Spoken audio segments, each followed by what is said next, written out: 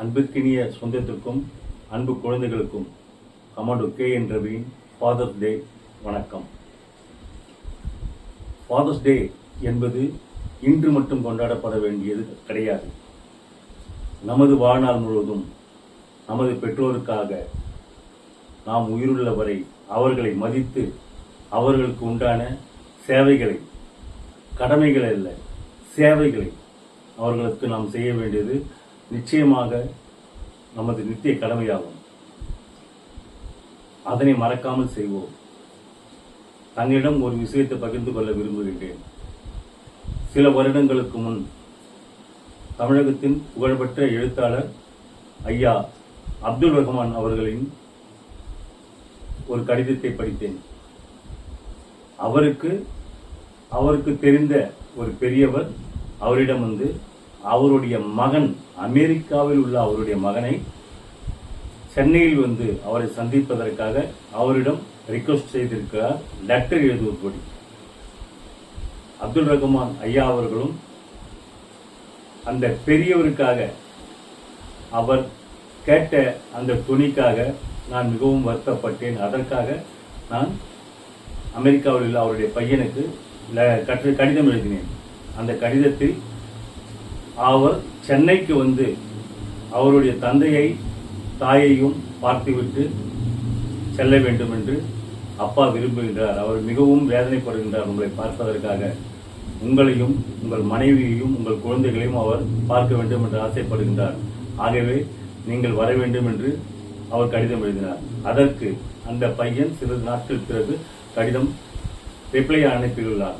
அதாவது அதில் நான் அமெரிக்காவிலிருந்து சென்னைக்கு வந்து நான் எங்கள் அப்பாவை பார்க்க எனக்கு விருப்பம் இல்லை.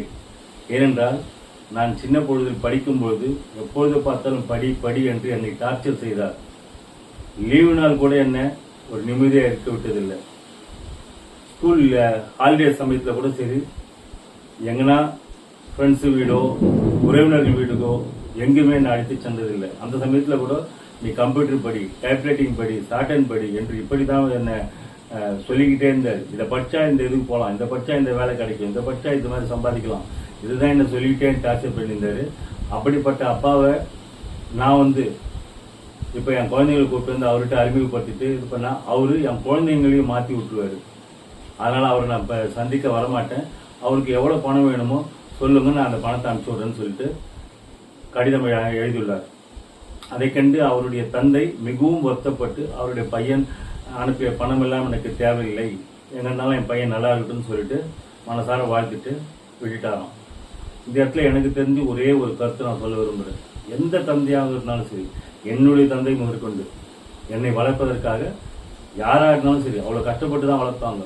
தான் பட்ட கஷ்டத்தை என் மகன் படக்கூடாது என்பதற்காகத்தான் அந்த தந்தை நிச்சயமாக இதை படித்தா நீ மேலுக்கு வருவ என்ற ஒரு எண்ணத்தோட நான் எவ்வளோ கஷ்டப்பட்டிருப்பேன். அந்த கஷ்டம் என் குழந்தை படக்கூடாது, என் குழந்தை வளரும் போது நல்ல மனிதனாக வாழணும், கம்பீரமாக வாழணும், சந்தோஷமாக வாழணும், தலை நிமிர்ந்து வாழணும். இந்த ஆசையோடு தான் எந்த தாய் தகப்பனும் தன்னுடைய குழந்தைகளை வளர்ப்பாங்க. அதுக்காக தான் சில கஷ்டத்தையும் தாங்கிக்கிட்டு செய்வாங்க.